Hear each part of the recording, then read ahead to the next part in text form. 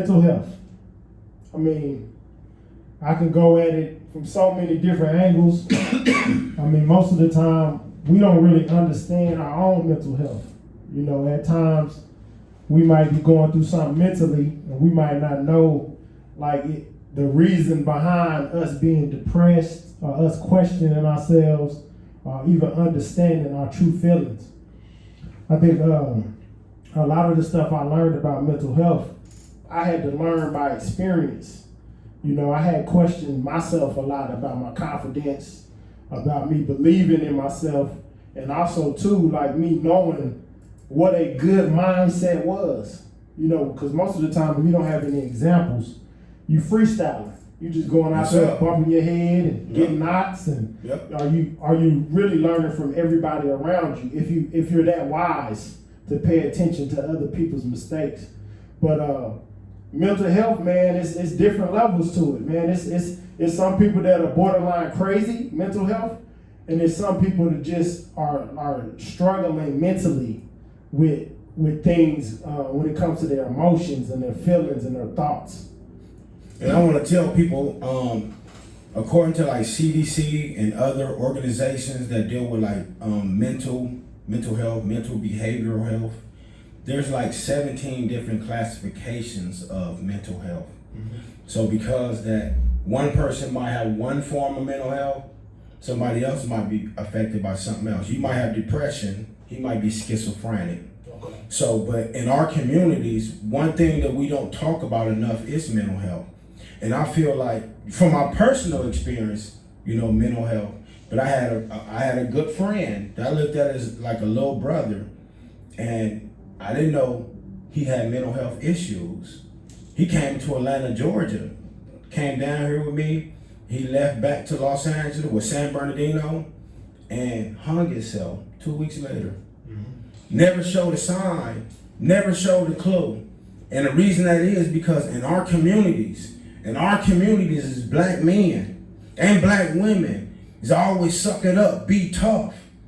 And you eating it up, it eats you up inside. It eats a person up. You don't know what the next person going through. It's right next to you. Mm-hmm. And that's the point I'm trying to stress, is sometimes we go through mental health issues and there's nobody we relate that to.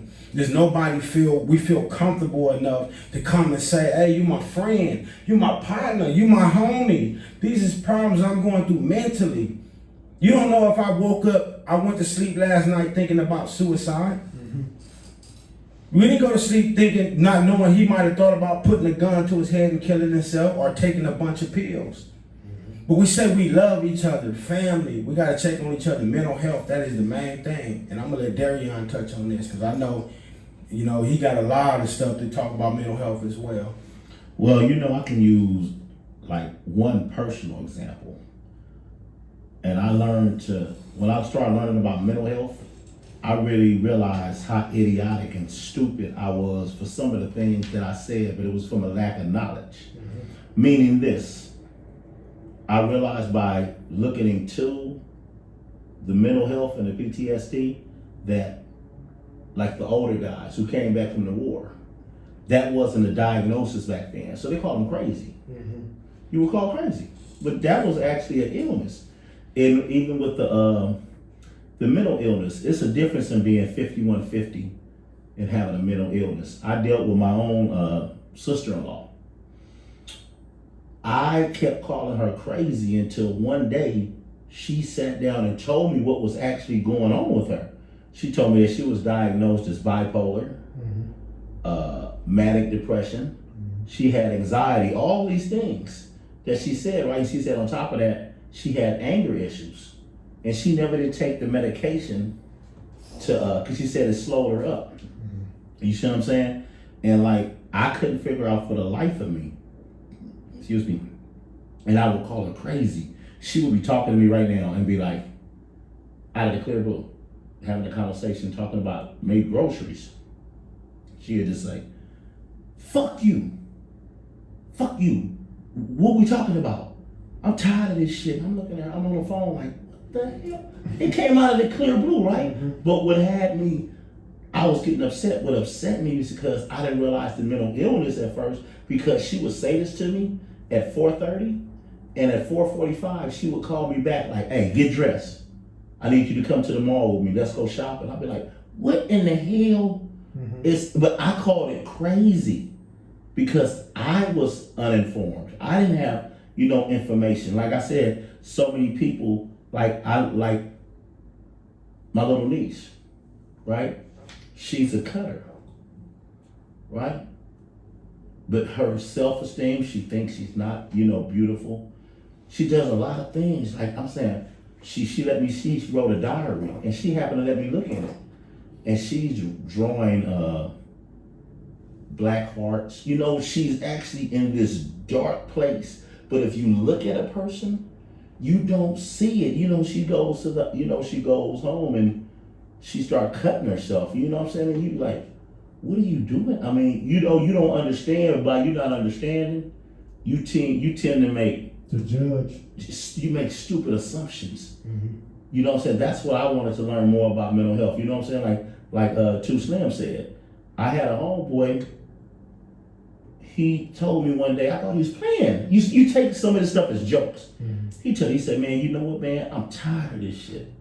I'm tired, man. Mentally, I'm not right." He said, "Man, you know how many times I think when I'm driving down the freeway to just run my car into the median." You know what he did a month later? He ran himself into the median and killed himself. He was telling me. I felt so bad because I didn't take it Now, seriously. Let's identify symptoms and levels of mental health. And I'm gonna ask you two brothers, have you ever did time? A lot of it, yes. Was it a traumatic experience in your life? At the beginning, yeah. But as the years passed and time passed, it became a sense of normalcy. And let me ask you, have you ever been shot at in your life? Yes. That's a traumatic experience. And that's what part of mental health is own little defined section, usually that they terminate, they'll label people in the military with that.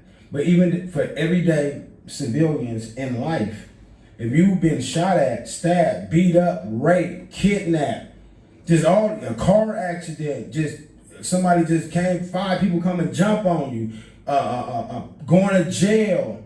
These are unnatural experiences in life, so they're classified as post-traumatic stress, and it's a disorder because people remember these things.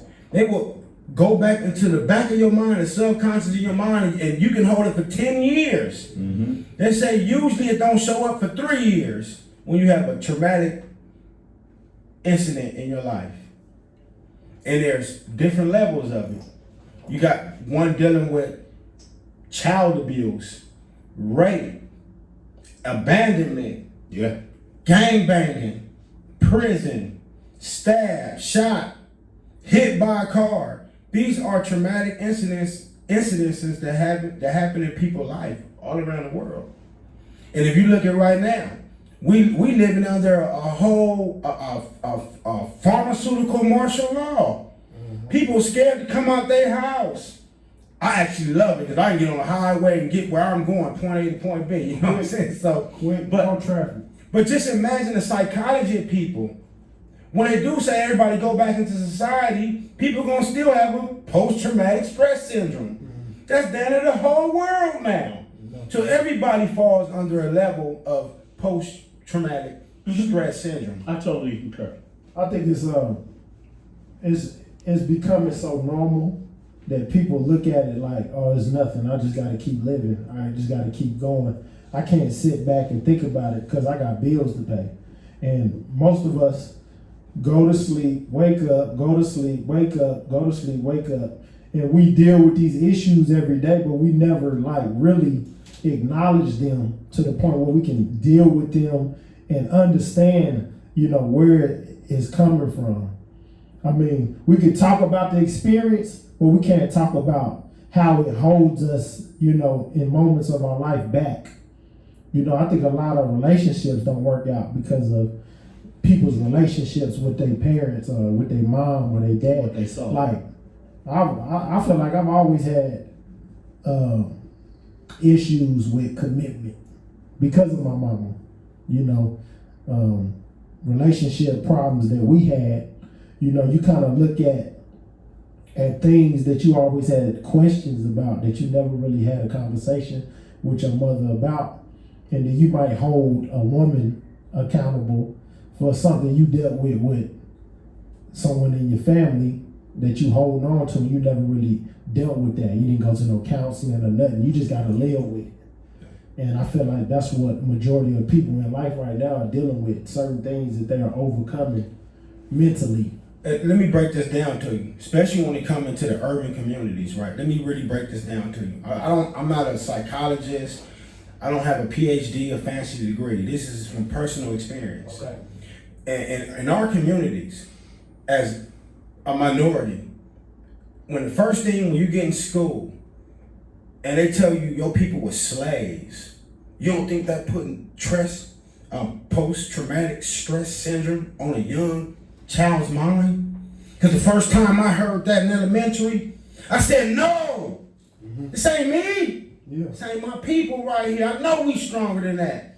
I know people I love and got love for. I got uncles or whoever is raising me in my life. And then you go and you start learning more of your history. Everything is designed to beat you down to have post-traumatic stress syndrome.